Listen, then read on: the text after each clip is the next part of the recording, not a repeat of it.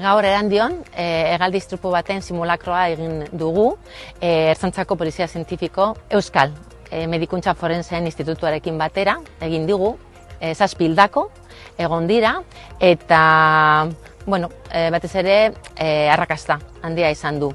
2018tik handakau protokolo bat Euskal Medikuntza Forenseko Institutuak eta Ertzaintzak 2018tik nahi gala protokolo hori jarraituz, eta ikusi izan behar bat zeola simulakro bat iteko, bai batez ere hildakoak eta daudenean askotan emergentzi sanitario bat sortzea, baina inoiz ez da iristen hildakoak eta gero hurrengo lanak dira, bai identifikazioak eta bai heriotzaren zergatiak eta jakiteko, eta orduan ikusi izan behar hori.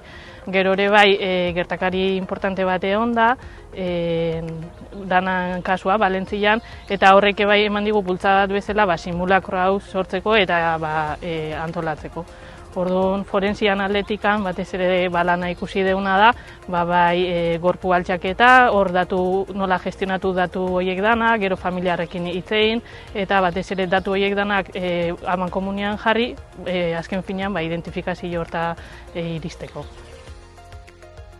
Hobetzeke gauzak atera dira, eta hori ere ona da, hobetzeko protokoloa eta katastrofe handi bat gertatuz gero aurre egiteko.